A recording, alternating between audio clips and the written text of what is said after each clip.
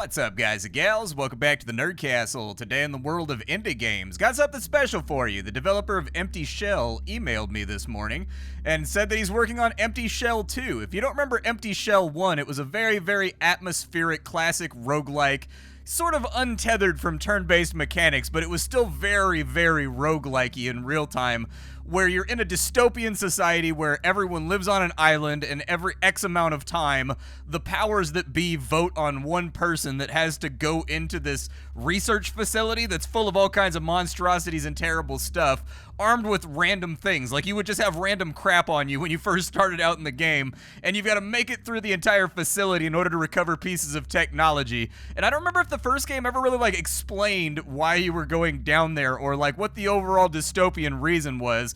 But anyways, the game sold reasonably well. I thought it was pretty good. It was one of those games that had a very distinct soundscape, art style. One of those games that really thumped when you were playing it. It felt good to play when you were mag-dumping bullets at giant monsters underneath the surface. And so I figured today we'll take a look at this demo. We'll see if it's something you wanted to add to your wish list. Sound good? Okay. So there's a link down below that you can check out where the game can be found at. You can wish list it there. I don't know when this demo is going live. They're announcing it on the day that this video goes up. So the demo should be around between then and the Steam Next Festival in the next couple weeks, I would think, but none of that is verified. This is all just purely conjecture on my part. But without further ado, let's go ahead and dive on into the game and see if we can have a good time with it. We will play on the normal difficulty. Yeah, oh, really? So on medium difficulty, the number of available volunteers is 30. Once all of your volunteers have died, the mission is considered a failure. Oh, okay. So we're kind of running out of people for whatever this hellish societal nightmare is. Gotcha. The ship docked at an old port on an island that you've never heard of before. We've been traveling for over 10 days at the mercy of an ocean that seems to have never known peace. I've had plenty of time to observe my fellow travelers, and I've spoken to a few. Their stories all sound the same: debt, broken promises, despair, and a life that no longer offered anything. I don't know what awaits us on the island, but one detail unsettles me. There's no tests or interviews, just a hastily signed contract and a ticket for the ship. The more I observe the others, the more I'm convinced we were chosen for our circumstances, not our abilities. Maybe because deep down, who would notice our absence? Yeah, you're expendable. They've crammed us into an old building which barely protects us from the pouring rain. Some exchange a few words while sitting at the tables in the main hall. Others prefer to rest on old bunk beds. We wait for our turn, ready to leave for an expedition we know nothing about. In this place, far from everything, every moment is marked by the anticipation of something that seems to be drawing closer. Okay, so here's our little guy. They've given it, so I feel kind of guilty about this, but the first game had a lot of scan lines and a lot of pixelation, and the entire game was sort of viewed underneath like a thermal camera. When I covered it the first time, I pointed out that that was really the game's main weakness, is just that it has a visual style that is so distinct that it's going to end up being polarizing. This time around, the developer actually made it so all of that stuff can be disabled. You can play the game with various different visual filters on or off as you like. You guys know me, I hate all forms of visual filters. I don't like scan lines, I don't like CRT, I don't like pixelation, I can't stand all that stuff, so I'm really glad they gave you the option in this title. That in and of itself is a huge upgrade, I think, to the overall IP. And for the people that do like that stuff, it's still inside the options, and it's all on by default. You can just leave it on, and then you've got the art style, you know? I should head for the pier. What is this? Encrypted content. Okay. What is this over here?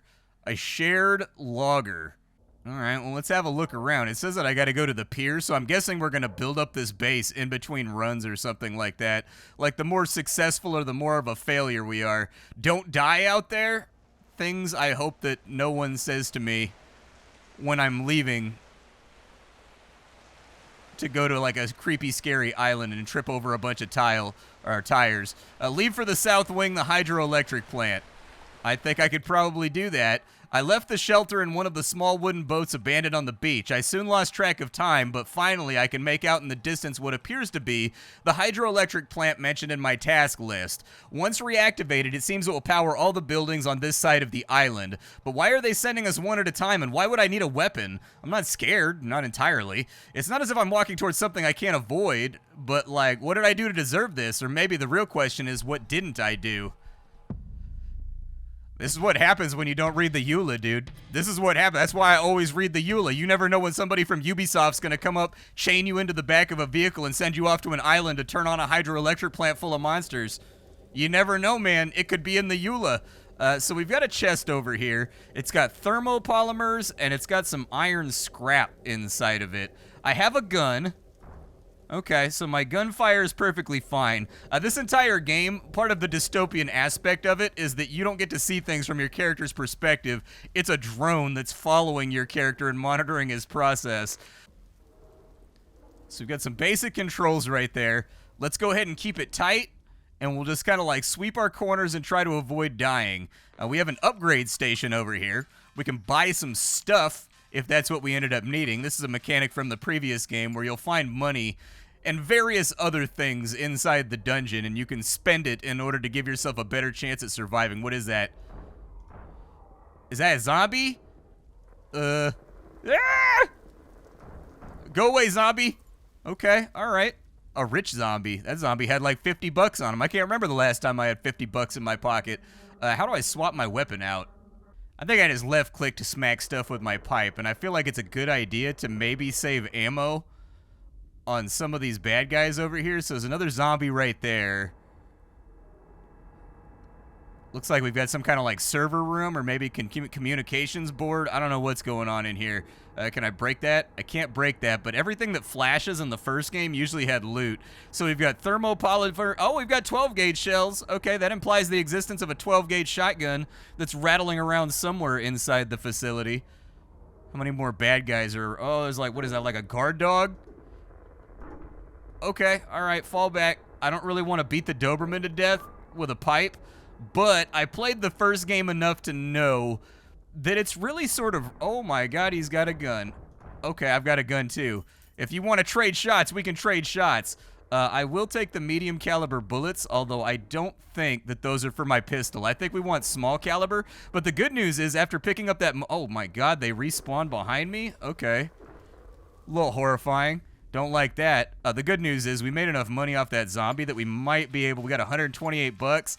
I need another $50 for small caliber bullets. In the first game, ammo is usually kind of in short supply. There are random runs where you seem to just have endless ammo and you can just mag dump everything.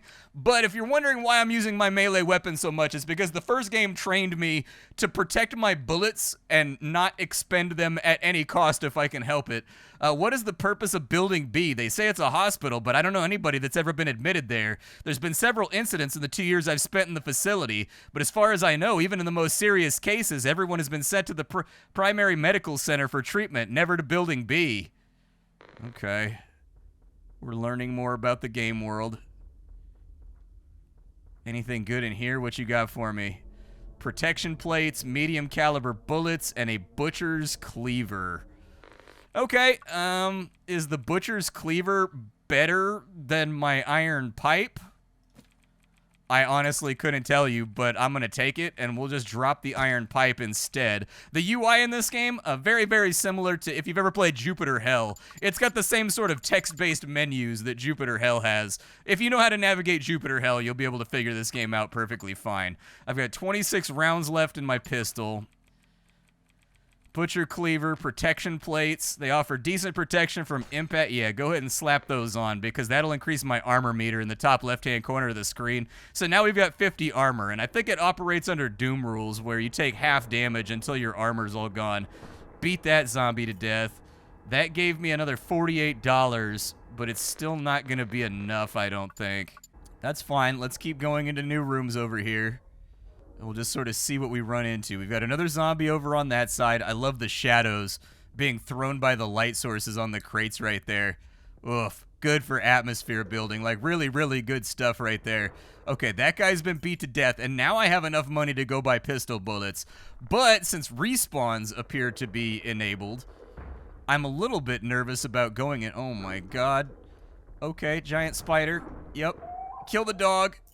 I love how everything sounds like it's coming through like a head microphone garbled. Like all the sound effects, you can tell that they're tapping into sort of that idea from Aliens where you are a spectator that is powerless to help this person that's struggling for life and death. And like the screams and the yips and the sounds of dying and whatnot, they're very, very garbled. They're very, very damaged as the audio input source goes. And it helps kind of fill in this weird atmosphere that both this game and the first game had, where there's like almost no mid-level sounds. There's bassy sounds and there's things that are kind of snappy, but the mid is almost completely gone from here, which tends to be the case with cheap microphones. I will buy 45 small caliber bullets. Yup, that sounds like exactly what I want, because now I can use my gun freely and we should be in okay shape. See, this guy should have been suspicious when they told him to put on a hazmat suit and handed him a pistol. If anybody ever hands me, what is it, like a 1911? Kind of hard to say. It looks 1911-ish to me. But anyways, if anybody ever hands you a handgun and makes you get inside of a hazmat suit before they send you out on an adventure, I think that's probably an adventure that's not worth going on. Got you. Kawasaki speaking, Storage Management Supervisor. Today is July 24th, 1952. Ships keep bringing these containers, but nobody really has any idea what they contain, and we're strictly forbidden to inspect them, so the orders are to distribute them in the designated sectors without asking questions. Kind of hard to do my job without knowledge of what we're moving from one part of the facility to another. Like, how should I proceed in the case of an accident? I don't think they care. I do have a flashlight. Yeah, I can turn on a tactical flashlight, too. I'll turn it off for now because it looks like it's got the battery capacity of a Game Gear. Oh my god, is that a wizard? Yeah, I think that's a freaking wizard, dude. Okay, stay away from walls and just kind of mag dump him. Ah! Oh god. Okay, we got him. It's okay. We got him. He's down. We took care of him. Were those bullets, like, limited in supply, or can I buy them as much as I want? What is this? A crafting station. A server room key card. We will need 96 thermopolymers, silicon scraps, and then we will also need a key card base.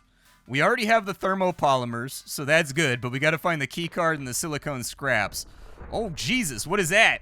Okay, yeah, the wall just came up. I feel like my character has more health in this game than he did in the first one. I feel like in the first game, I got absolutely doo-dooed on when I got hit like twice. And in this game, I feel like I've definitely got more of a chin on me, but that might have been just the armor absorbing the impacts there. I'm down to only like 2 spare magazines after the one that's currently loaded inside my gun. I have no idea what that thing is. I'm just going to shoot it till it dies. This guy I can probably get with a melee weapon. There we go. He's down. Almost like a little bit of a teleglitch vibe, too. I would guess the developer probably likes teleglitch, too, now that I'm thinking about it. 40 small caliber bullets? Hell yeah. Let's go. Give me all that money, too. I'm trying to run that pocket lint. Let me get it. And what you got in here? A pump-action shotgun. Whoo, boy, we about to get ourselves a bar out here. Yep, we about to put some food on the table. We talking about God's chosen firearm right there. That Remington 870 ready to put a whole bunch of pump-action fire upside a monster's head. Let's get it done. That thing looks like another one of those cocoon things that breaks open when I walk too near it, so I'm not going to walk too near it. What are we looking at with our map right now? So we can go south out of this room. Flashlight.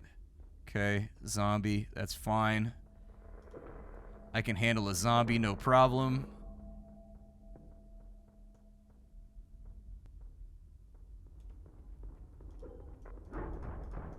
I'm just gonna shoot the dog. There was a guy that lived around the corner from me for a while when I lived, like, in a different neighborhood that had, like, 4 Dobermans, dude. Like, purebreds, and man... It's kind of hard not to look threatening when you've got 4 Dobermans that are like brushed and shiny. Okay, we got them. Medium caliber bullets. Can one of you drop a medium caliber gun? That's what I would appreciate the most.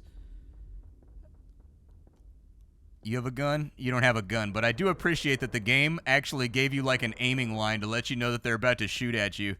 That's good. Flashlight's not looking great. I don't know what's growing on the wall right there. We've got 12 gauge shells. We've got 600 bucks to spend right now. We can get a keycard base, which we need in order to get further, I think. There's a detector. Oh, yeah, secrets, dude. I forgot about that. In the first game, there's breakable walls and stuff. I totally forgot that was a thing. So what the detector does is, in this game, you have 2 gadget slots, and the gadgets actually do appreciable things that make you have a better chance of survival. The detector is one of them, and it goes like, bing, bing. It does like a little sonar pulse when you're near a secret, basically. I totally forgot that that existed. Give me the 12 gauge shells. Give me the 12 gauge shells, and I'll come back with more money to clean this thing out because I've got a feeling small caliber isn't going to hold us together for much longer. They really want me to make that key card. I should probably buy the base too, but spent all my money on boom boom shooties already. Get back around that corner. Oh my god. Okay. Oh Jesus. Okay, I'm gonna need a different gun. I'm gonna need a gun with some more oomph. I need something that'll actually drop this guy. Give me the pump. Where's he at? There we go. Oh, Christ. Okay, my health's not looking great. Reload the pump. Get the blicky ready to go.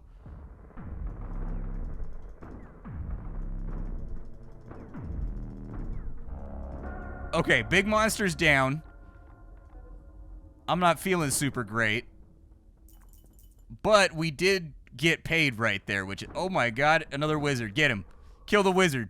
I don't know what it is. It kind of looks like Pyramid Head from Silent Hill. That's what he kind of looks like to me. We're still alive, and surprisingly enough, I have a lot of shotgun shells left, so I'm pretty happy with the situation currently.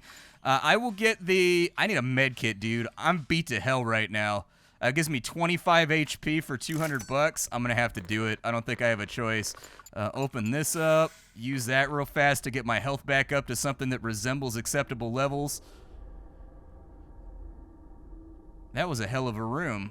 That was a room that wasn't playing with your boy. It was trying to kill me off. I think the detector would be a really good idea, too, for figuring out where secrets are at.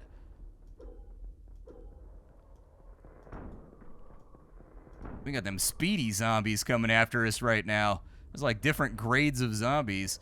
Where does this go? Oh, room full of dead guys. Fantastic. My favorite type of room. Yeah.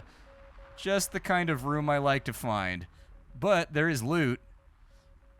A turret with an automatic rifle. Yeah, I remember that being really, really useful when I played the game last time. I don't know if it's on my F key, though, or if it's on my G key. I think it's on my F key. If we get ourselves into trouble, I'll throw it out. I probably don't need to use a bullet on him. I don't think... Oof.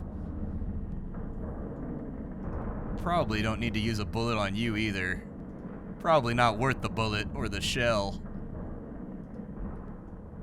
You two, though, are in a straight line, so I'll whack you that way. I've got enough money to go buy the keycard base. Let me go get that before I forget about it.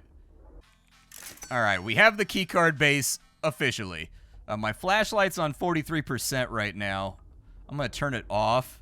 That way I'm not accidentally using it when I get myself into scuffles.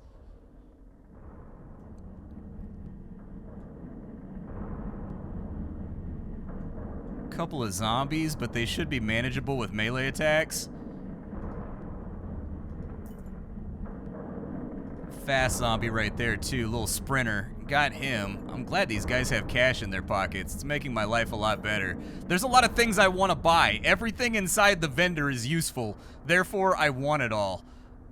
Just kind of like, yeah, whatever extra bullets hit that other one, or what extra pellets hit that other guy, that's perfectly fine by me. And we got a crate right here with silicon scraps, small caliber bullets, and a schematic for an automatic rifle mod kit type A. It will let me craft an automatic rifle. And considering the fact, how many medium caliber bullets do I have? 86? Considering that I've got a decent supply of medium caliber bullets, I'd be tempted to actually spend some resources building it, but we'll wait and see what pops out of the rest of the dungeon. More loot over here. Let's grab that. Medium caliber bullets and a med kit. I'm just gonna quaff the med kit right this second. Just hit that right now so that we're at perfect health. Reload the shotgun real quick. You never know what's gonna try to jump you in these games. Very, very much sort of Japanese horror inspired. 1 down. 2 down. Big crate. A schematic for a Mod B rifle. A laser melter portable robot. And a flashlight battery. Okay. I need to ditch some stuff. That's where we're at right now. If I take these schematics, does it automatically offload them to the crafting station? Might be worth investigating. So crafting station, you and I are about to get real intimate. They just install them. Okay, so that works out fine. Happy about that. I wonder if the things you unlock stay for future characters too. I have to, actually, it doesn't make the rifle. So it's like, oh, it's an upgraded, it's like a rifle +1. What does this one do? Less damage, pinpoint accuracy, and a much larger magazine, and reload times are faster. Okay, so like they're basically different versions of what it is you want to play around with. A laser melter portable robot. You know, I'm just going to throw the flashlight battery in real fast. This guy's tired with 40 pounds in his backpack. I used to have 80 in my backpack when I was doing geology with all the survey equipment and everything. Huh, my man needs to work on his upper body, but then again, he said we were people forgotten about by society, so probably a pretty good chance that we haven't been eating too well or living too well. I guess drop the laser robot for now. I'll come back for it if I end up needing it. Chances are I'm going to need to backpedal anyways. Okay, back to where we were. Let's keep it tight. What is this? From K-Soma to K Fujikawa, Katashi, it's 7:23 p.m. on Friday, and it's clear that I've already returned to the accommodations. The code for the hydro turbine room changes every week. It's saved in a log file in the server room, but I have the key with me. If you need it now, print another one from the crafting station. That seems like quite a breach in operational security, if I'm being honest. Okay, but that's useful information. We now know that we can't find the key anywhere else. We absolutely need to just make one. So I need to find a few more parts before that's going to be feasible. Spooky room full of blood. Giant chest that gave me all kinds of goodies. I appreciate you. Nah, you can get up out of my dome piece right now, dude.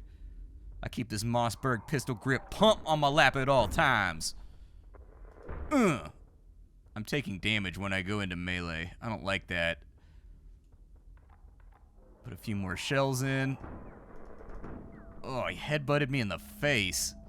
Having been headbutted in the face by my dog, that really, I never told you guys that story. So basically, I like to roughhouse with my dogs. I have 2 very large dogs, and both of them have been raised to enjoy roughhousing, wrestling. I don't see the point in a dog if I can't, like, wrestle with it, you know what I mean? I like big dogs that weigh like 100 pounds, and I have 2 of them. And so, Ishida to Matsunaga. Hideo, we're receiving strange reports from the entire East Wing regarding some sightings. Several employees claim to have seen something large moving outside the building. Others report hearing unusual noises coming from the basement levels of Building B. Have you received similar reports in the South Wing? I'm certain it's just an animal that has ventured out from the woods, but I'm seeing too many anxious people. Let me know as soon as possible. So anyways, both of my dogs are highly competitive with one another, and it hasn't really been decided ever in their entire brotherly relationship who's the alpha dog. Like, who's the one that's in charge? Between the 2 of my dogs, neither of them knows. And so I was wrestling with my Labrador Retriever on the floor, and I had the upper hand. I had him pinned to the floor. I had, like, my elbow on his chest. He was like, meh, meh, meh, like losing it, like fake biting all over my arms and, like, clawing at my face. And he realized that I had dishonored him. And I had, like, defeated him in honorable combat, but my other dog was looking, and he was watching the whole thing transpire. And so my Labrador Retriever looked me dead in my eye as though to say, I'm so sorry, bro. And, like, I was taken back by it. I was like, hold on, what does that look mean? But I didn't have time to react. And he swung his face forward and headbutted me in the mouth, and I was like, bleh! Busted my lip for like 3 or 4 days. And I was like, okay, I respect it though. That's a desperation move right there. I'm a big fan of like desperation heroic strikes like that. I've trained you well. You may be ready. And there's a dead guy over here. Can I loot him? Oh, I can.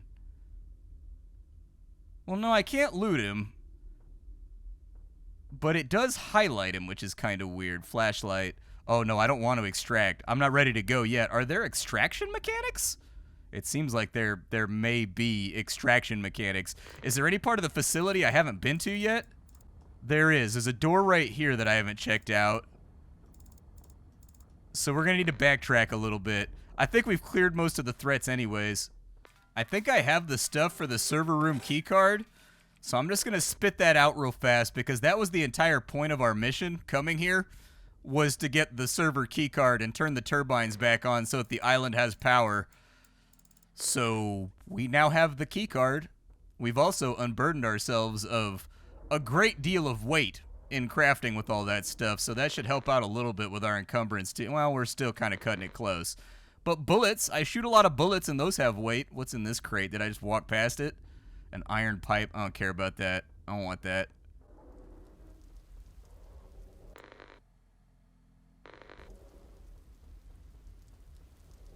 What is this room? I don't think I came in here. I may have just like peeked the door or something. Thermopolymers and silicon scraps. I'll take them just in case I end up needing them later.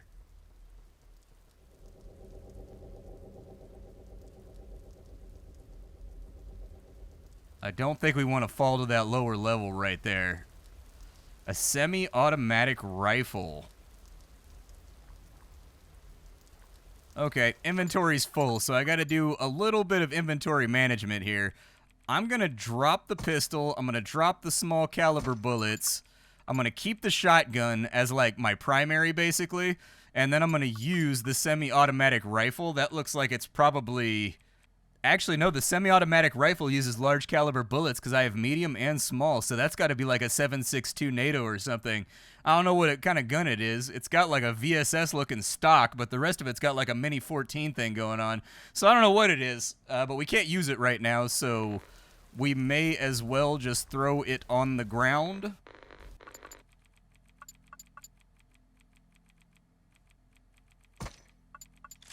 And keep what we have.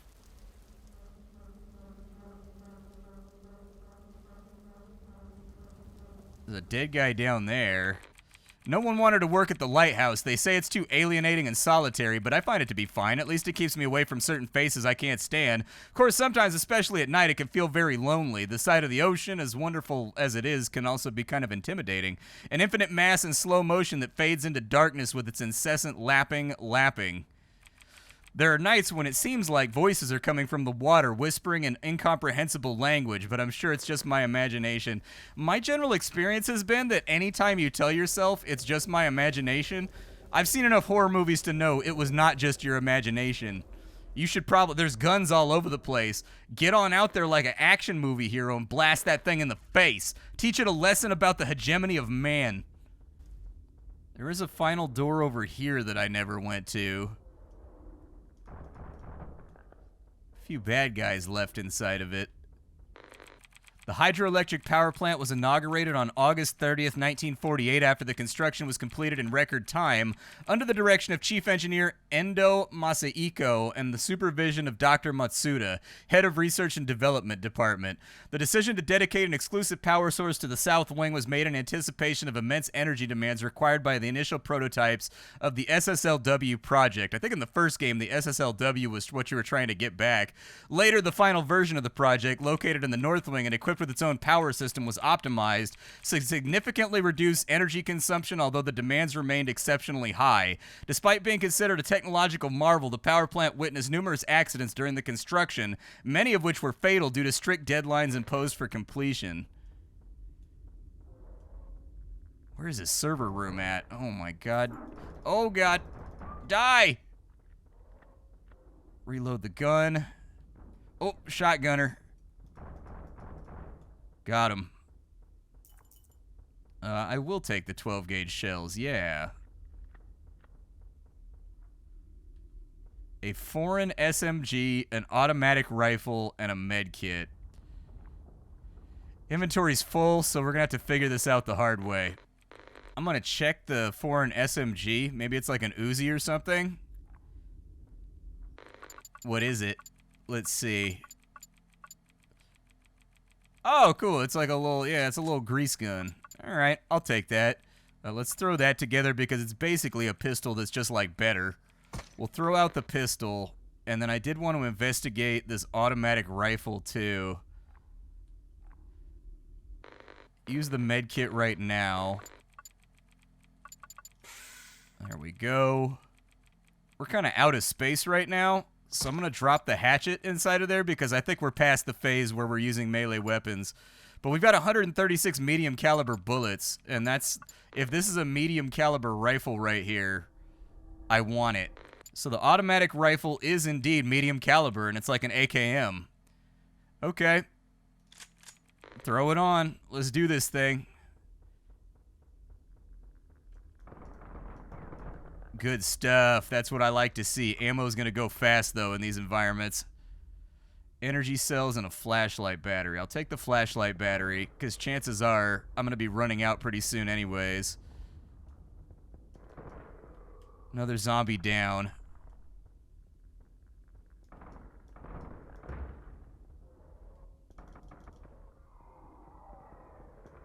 Oh god, my gun ran out at the worst possible time. A few more down. Got that one. Reloader. Oh, it's only got a 20-round magazine, dude. We don't have like the normal ISMASH. All right, okay, that's fair. 47 bucks is 47 bucks. He's down. Energy cells. I don't have an energy weapon, but in the first game there was like a channeled beam gun that I really liked that went and just like put out a beam that was channeled for energy cells. It was great. Take the iron scraps, but I'm overburdened now.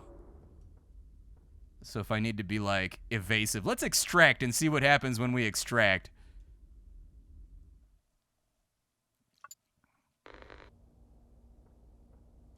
Okay, so we're back inside